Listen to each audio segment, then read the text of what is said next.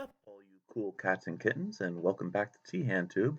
I hope you don't get that reference. As you can see, I've moved myself to the recliner. It's a very exciting change. I think this was a change for the better. Welcome to the maybe, what is it, 15th day of quarantine, or as I like to call it, the 350th day of quarantine. I hope all of your parents and family members and everyone is safe and healthy. Our neighborhood is getting hit hard with this thing, but just make sure that you're listening to what the governor, the mayor, the president, your parents, me are saying. Stay inside and wait for this thing to pass, and we can all get back to normal pretty quick. Happy April Fool's Day. Hopefully you didn't get fooled like Raj did. Raj, okay. And I want to go over some stuff with you today. So before we get to the answers and the tea hand tube, I want to talk to you about inoculations and vaccines. And you're saying, Mr. Tian, this is not science class. What are we talking about here? Well, if you watched the John Adams video that I posted, hopefully it worked for you. I went through a great deal, almost got sued, but I'm just kidding. You would have noticed a scene where Abigail Adams was inoculating her children against smallpox. And inoculation and vaccines are pretty similar. So, a vaccine is a substance used to stimulate the production of antibodies and provide immunity against one or several diseases.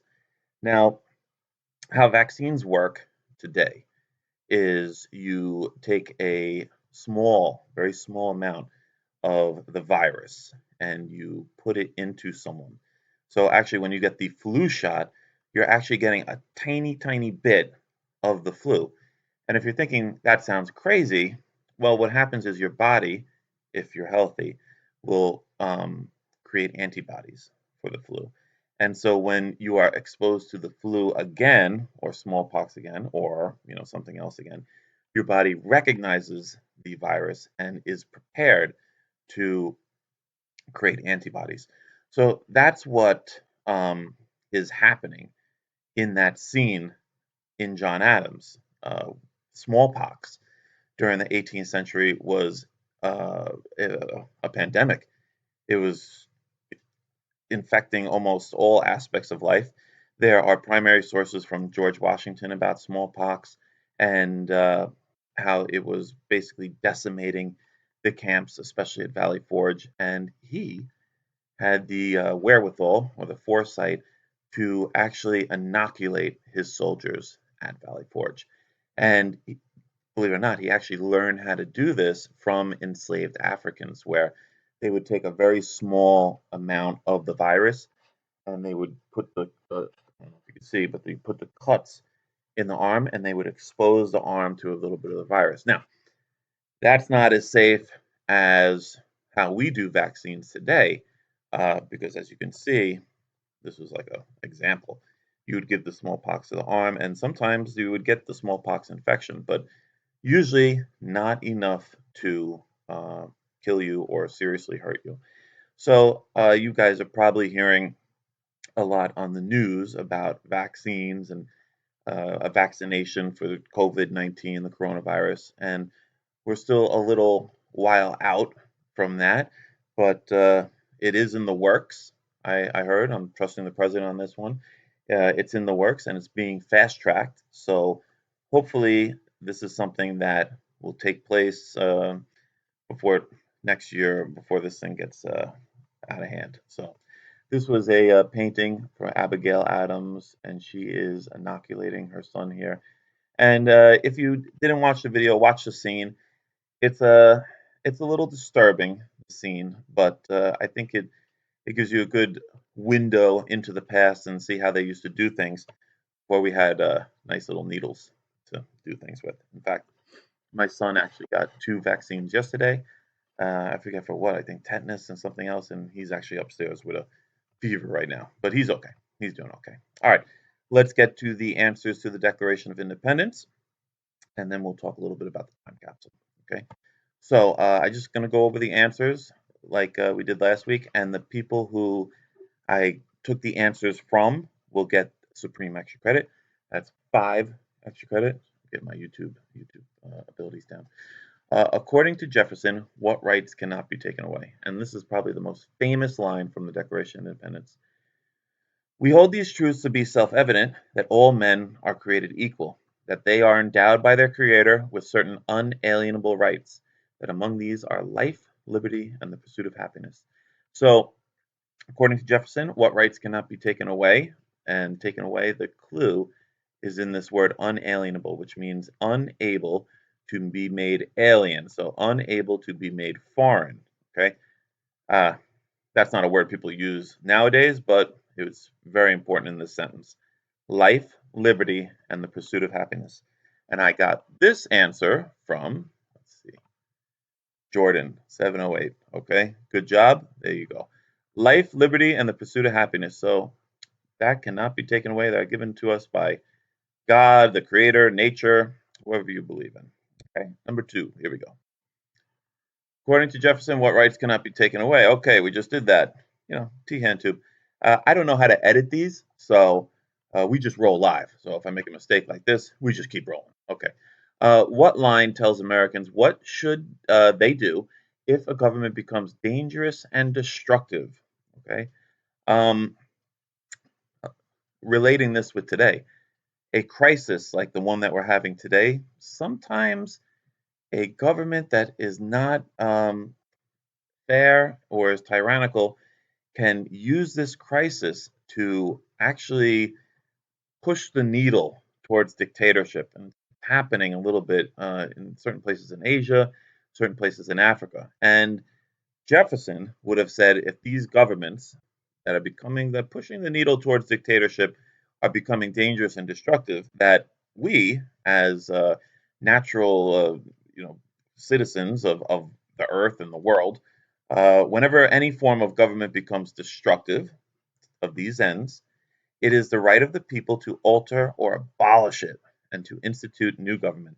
So if a government starts getting a little sketchy, they start becoming dangerous, they start becoming destructive, it is the right of human beings to change it or destroy it and to create new government. Okay? That was from Onai, 704. Okay? Came to office hours. Thank you, Onai. Okay. Which line is basically telling England, that's it, we are breaking up. No more. I don't want to see you anymore. Okay, that line, let's see. Solemnly publish and declare that these united colonies are and of right ought to be free and independent states, that they are absolved from all allegiance to the British Crown, and that all political connections between them and the state of Great Britain is and ought to be totally dissolved. Okay, so that's a pretty long-winded way of saying we're done. It's over. Okay, we're gonna see other people. I can't take you anymore. It's not me. It's you. Whatever excuse you guys use to break up with each other. Okay, that's basically what he's saying here. That is from Anna K. in 702. Another office hours special. Thank you, Anna K, for showing up. Very good. Okay. Which line sets up the modern principles of democracy where the people are in fact the rulers? Okay. Democracy actually means people rule or humans or people govern. So in the Declaration of Independence, the line states that to secure these rights, governments are instituted among men deriving, which means getting or receiving, their just powers from the consent, the will of the governed people. Those are the fundamentals of democracy that is being set up in the Declaration of Independence. And that is from my friend Sadia, 703. Supreme extra credit. I know you're probably excited about that right now. Next one. Which line probably made smoke come out of King George's the Third's ears? Uh, there's going to be a few, okay? And if you fell for my April Fool's joke and you have started to write the Declaration of Independence, you'll notice that there is a whole section in the middle that starts with he did this, he did that, he. I think there's 27 he's, 27 grievances. But I think the sentence that would make him the most right is a prince whose character is thus marked by every act which may define a tyrant is unfit to be the ruler of a free people. He calls him a tyrant, calls him unfit, and he says that he's not able to be the ruler of free people. He also calls him a prince, which I don't know if that's really an insult, but he was a king, so I don't know if it's like calling a man a boy or king a prince or queen princess. I don't know, but that is probably the line that when King George saw, he probably said, off with their heads. Here we go. Wilmer, good job, man. Okay. Which line is a shout out to the Olive Branch Petition that we learned before all insanity happened? So, the Olive Branch Petition, remember, was written by John Dickinson, sent to King George. King George basically said, I don't recognize you, the Continental Congress. I don't recognize your petitions. I don't recognize your governance. I don't recognize anything. Tore it up, said, you're all going to hang if you continue this treason. So, in every stage of these oppressions, we have petitioned for redress in the most humble terms. Our repeated petitions have been answered only by repeated injury. It's like poetry, okay? But Thomas Jefferson making very clear that we see you, King George. We see, we sent you that petition, and you just sent back a bunch of hurt and pain. So sorry, we're going to now break away from you. Tanushree, 701. Okay, I hope you and Winnie the Pooh are doing good. Okay. And I think this is the last one. Which line shows the powers that this new free and independent country will have? And that is free and independent states. They have full power to levy war, conclude peace, contract alliances, establish commerce, and to do all other acts and things which independent states may of right do. So these are all the different powers that the United States will have. We can declare war, we can make peace, we can have alliances, we can have trade. Okay, we can make our own economy, and to do all other acts and things. So it's basically like we could do all this, and then we could do everything else. So that's what we're going to do. We are free, we are independent, and that is from Luna Lucero, who probably has my favorite name to say. It just rolls off the tongue. Luna Lucero, 708. All right, guys, that's that. Got through the work. Uh, the time capsule. It's going around in here. Basically, I'll give you a little introduction. I'm going to probably work with Miss Hagglestein on this. We were talking about a time capsule before all of this, happened, and now I think, like I said, the time capsule is such a great idea. So I was thinking we do all sorts of things. So we could do like a video journal, photo journal, even documents, things like that. I have started to put together my own document. It's just a piece of writing, and I think maybe the next TN tube, I'll read it to you guys and kind of get the ball rolling on what would go into the time capsule.